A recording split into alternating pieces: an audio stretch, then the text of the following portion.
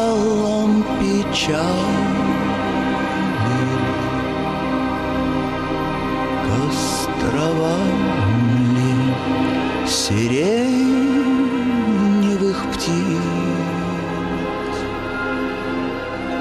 Все равно, где бы мы ни причалили,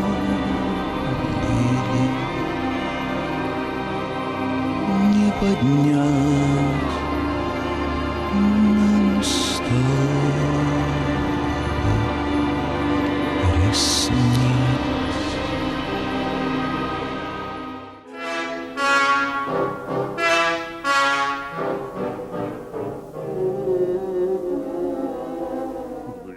Глядись в меня поближе, и если в сердце есть хоть капля сострадания, не заставляй меня продолжать уверения.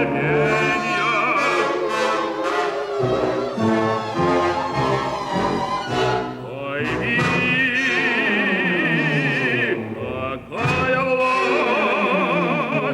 заставила открыться. Пойми, какая власть заставила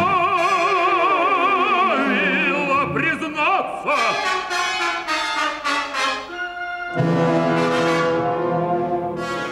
Талантливый и красиво умевший любить и делать счастливыми тех, кто рядом, не умевший говорить неправду.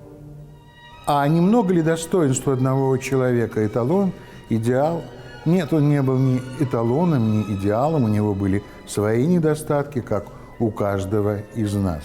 Но именно такие люди, как он, своими поступками, всей своей жизни не позволяют нам забывать о том, что есть истинный талант, что такое настоящая любовь и верность.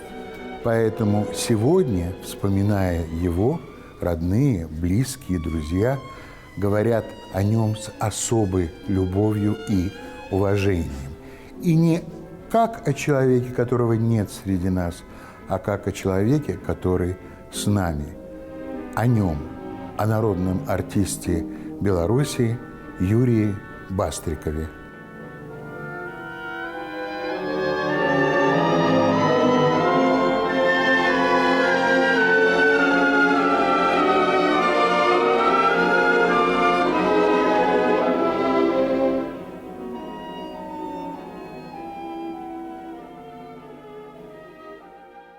Впервые Юрия Георгиевича я увидела в 1972 году, когда пришла работать в хор. Приехала с России. Я настолько была ошеломлена просто его голосом, потому что драматический баритон в природе – это очень редкое явление. Всегда восхищалась его внешним видом. С 1972 года и по сей день я больше не встречала таких людей, которые приходили бы на работу, не на концерт, а на работу в костюме и в бабочке. Я всегда думала, ну вот почему так? Ведь не потому, что он же достаточно такой теплый, простой человек, не потому, что он рисовался, нет, а потому, что он так уважал свою профессию и так любил свою профессию. У него не было не то что врагов, а вот людей неприятных. Бывает, часто замечаем, особенно если вот в группе, допустим, баритону, в группе сопрано, есть какое-то соперничество. И соперничество очень часто сопровождается завистью. У него этого не было. Когда я уже окончила консерваторию и пришла, опять же, в наш театр уже солисткой, мне довелось, посчастливилось с ним спеть в таких спектаклях, как «Аида», «Царская невеста» Римского-Корсакова, где напрямую просто любовные отношения с этим человеком. И как приятно, когда партнер, глаза у него горят, и он всем существом показывает, что это он не играет, а вот сущность его он действительно любит. Любит, так любит, ненавидит, так ненавидит. Когда в последнем акте он меня просто закалывает, это в глазах было вот все, что я должна была увидеть. Были спектакли, где я была не задействована, такой как Тоска. Я просто приходила слушать Юрия Георгиевича. Замечательный Скарпио был. Многие ведь баритоны как-то немножечко начинают приукрашивать свой голос для того, чтобы это звучало драматически. Ему ничего этого не надо было делать. Он выходил в образе, тем более Скарпио, злодей, статный такой. Вот он выходил, и я на него прежде всего любовалась, а потом я слушала. Партия очень сложная, потому что очень насыщенная оркестровка. И иногда очень тяжело певцу пробиться через эту оркестровку. А он как поверх, как будто бы оркестра пел. Настолько был мощный голос.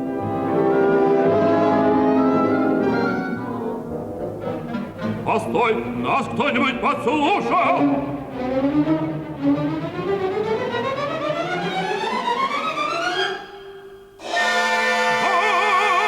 Вот она, проклятая колдунья! Она всегда она!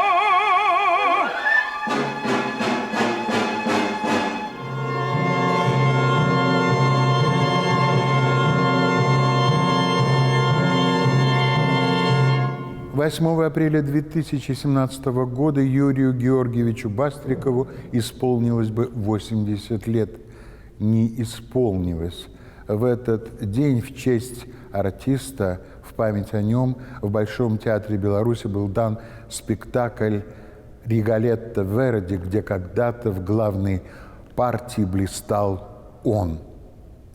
Он появился в театре в 1969 году. Тогда он назывался Государственный академический Большой театр оперы и балета БССР.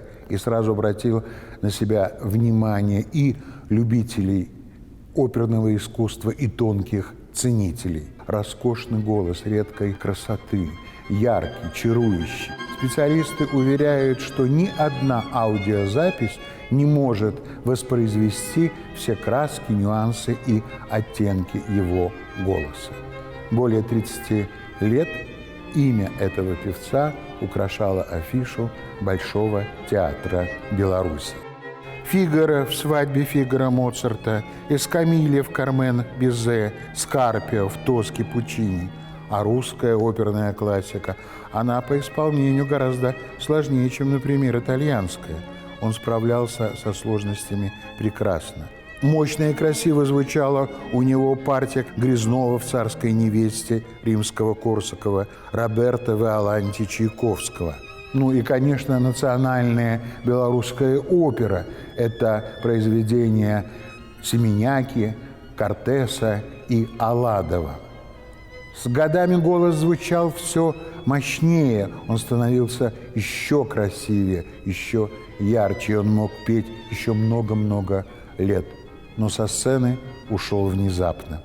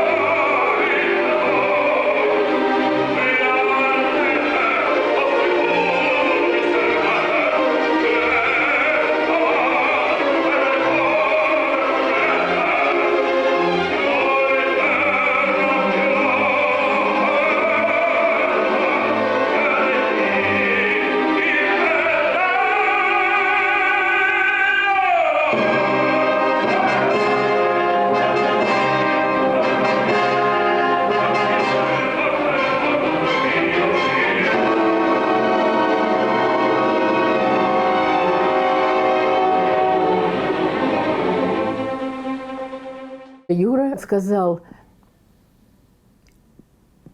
я хотел бы быть лесничим. Я чувствовала, он очень любит природу. С юности еще в Свердловске он любил лес. Мы часто ездили на каникулах к другу на сенокос в деревне на Урале. Он никогда в жизни не косил до этого. Вы знаете, он прошел день, там вот он приноравнивался, потом Юра косил так, ну, заглядение, честное слово, вот как смотришь Ну, там старые фильмы, вот «Крестьяне». Их, и такой и иной.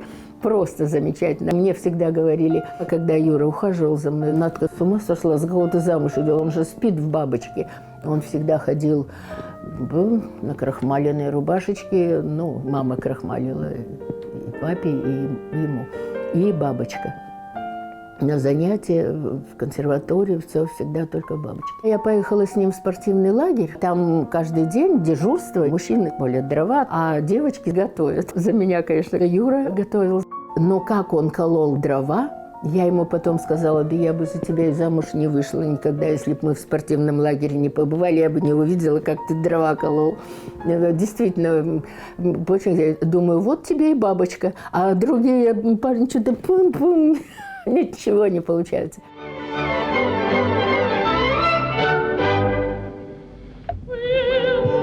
Очень неудачно здесь стоим. Закрываем совсем.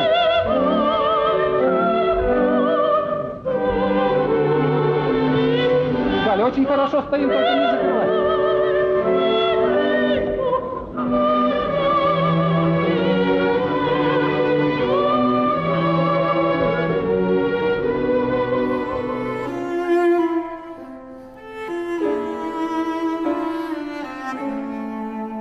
Юрий Бастриков родился 8 апреля 1937 года в Свердловске. Его мать, Нина Дмитриевна Аверина, почти до 85 лет проработала в управлении пожарной охраны Свердловской области. Отец был очень хорошим спортсменом и прекрасным шахматистом.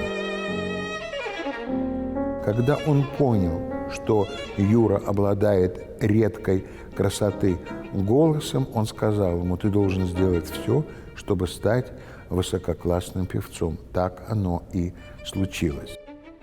Юрий закончил Свердловскую консерваторию, а называлась она Уральская консерватория, в 1966 году. Но солистом Свердловской оперы он стал уже на 4-м курсе.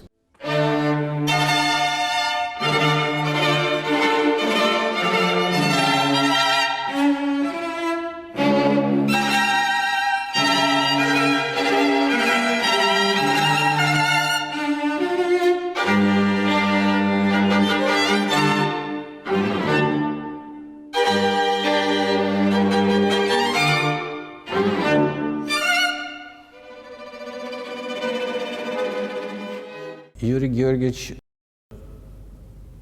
говорил, что нет плохой акустики, а есть слабые голоса. Поэтому вот у него не было проблем, в каком месте стать на сцене. Он мог выполнить все, и его было слышно всегда. Обладал он голосом феноменальным. Феноменальным по наполнению, по силе, по мощи, по красоте. При этом, обладая таким голосом, он оставался скромным человеком. Он никогда не выпячивался, он никогда не давал волю своему тщеславию, самолюбию. Он всегда был настоящим, я бы сказал так, мужиком. И с ним было очень интересно общаться. Мы много времени проводили на гастролях, колесили по Испании. Там очень сближаешься. На него можно было положиться, как на друга, как на человека. Всегда он мог выручить, помочь. Вообще он был очень светлым и теплым человеком, поэтому вспоминать можно много. Это был человек в высшей степени порядочный, с портфелем всегда ходил, с большим портфелем. И что же в этом портфеле? Он не расставался с этим портфелем, а оказывается, Юрий Георгиевич взял на себя львиную долю домашнего хозяйства. Он после работы всегда шел в магазин или на рынок. И прекрасно готовил, очень любил свою супругу, детей своих, внуков. Он был такой уютный человек. Я со многими работал, и мало кого я могу так вот высоко оценить с чисто человеческой точки зрения, кроме профессиональной, как Юрия Георгиевича Бастрикова. О карты, о карты, о карты!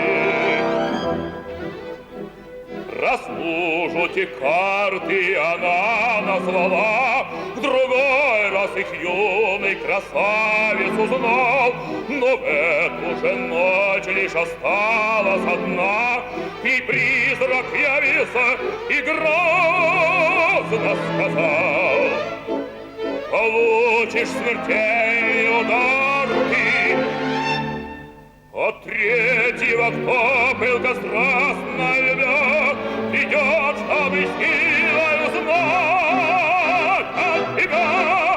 Три карты, три карты, три карты. Три карты.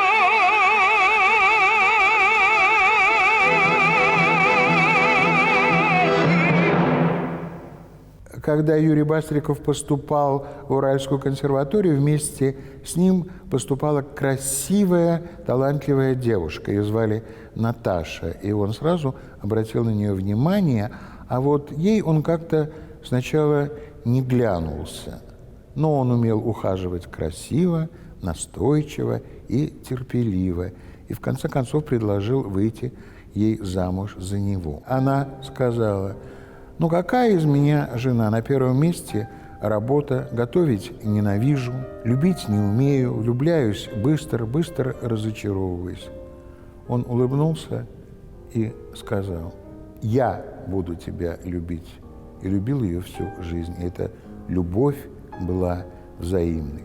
Она согласилась, она, Наталья Викторовна Гайда, народная артистка Беларуси, любимица многих зрителей, прима музыкального театра Беларуси. Они приехали в Минск в 1969 году, и оба работали в Белорусском государственном театре оперы и балета. Потом она перешла в театр Мускомедия. Вместе 47 лет. И все эти годы он защищал ее от житейских невзгод. Он поддерживал ее, утешал, помогал ей. Он брал часть хозяйственных проблем на себя, он воспитывал дочь Настю и всегда был рядом с ней. И, наверное, поэтому во многом она состоялась как творческая личность, стала звездой и примой.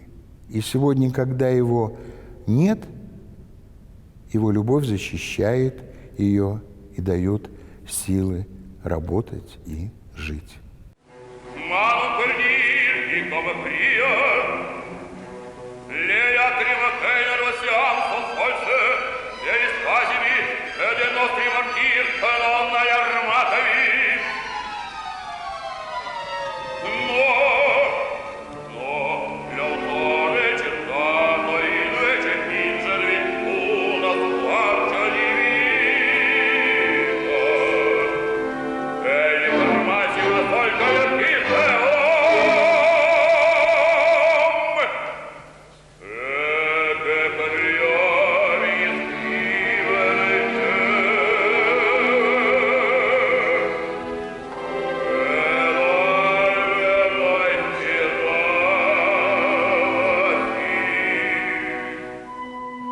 Я поняла главное, что в нем есть.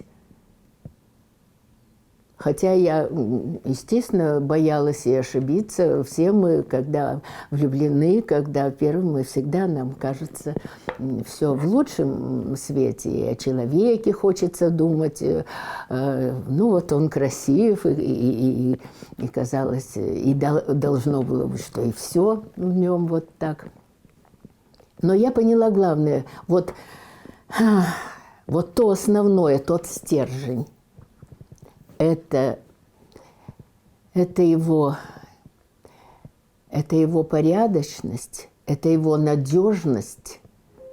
И я чувствовала, что да, наверное, замужем будет хорошо. И так оно и случилось по жизни. Я действительно всю жизнь была за мужем. Даже когда он болел, он ни разу ни слова какого-то, что там болен это. Хотя я понимаю, что не мог человек не знать, что уходят силы, и не чувствовать, и не видеть. Но он до конца оставался. Я прихожу, он уже вставать не мог, он поднимается, идет снять мне пальто. И так и в профессии. У него звучал голос до последнего. И даже коллеги говорили, что ну, Юрий Георгиевич, ну ты вот прямо это, ну ты отключи хоть один микрофон, как говорили. Это все результат, мне кажется, вот этой цельности натуры во всем. Я всегда ему говорила: Юрочка, что бы я без тебя делала?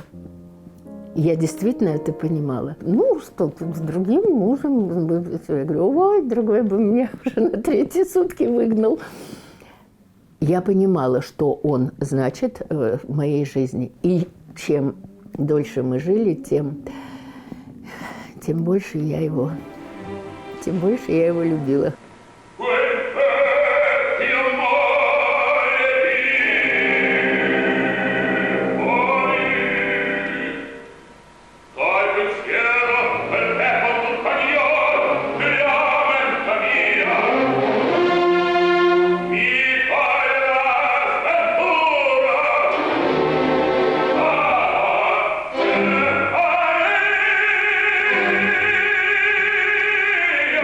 В молодости Юрий Георгиевич был отличным спортсменом.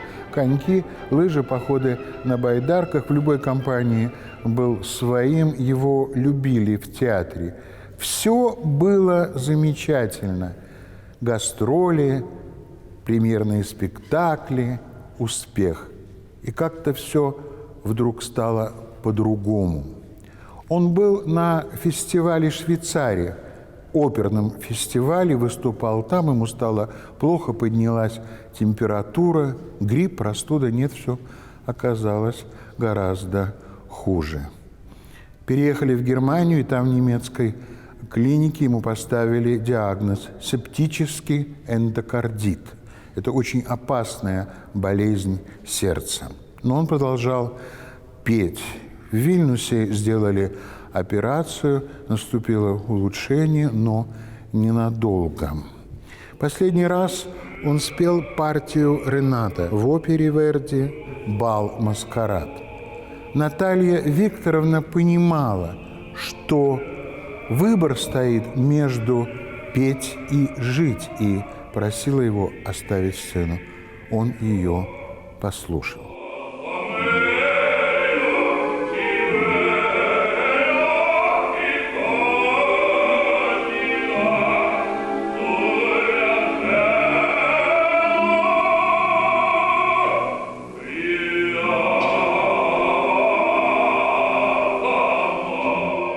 Юрия Георгиевича Бастрикова не стало 8 октября 2011 года.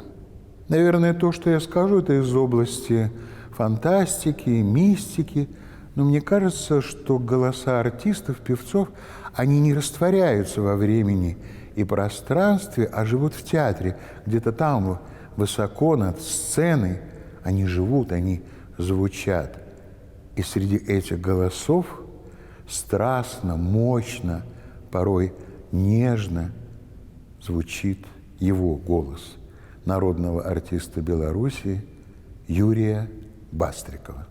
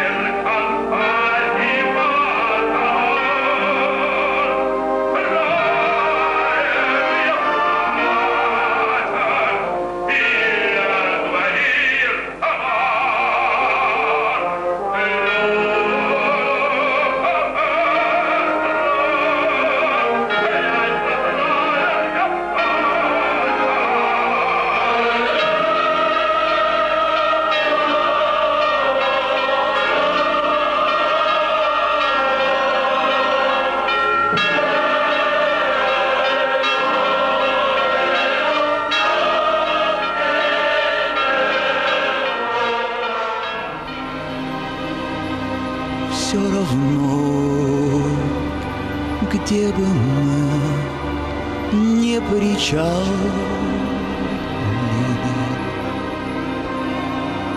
к островам ли сирень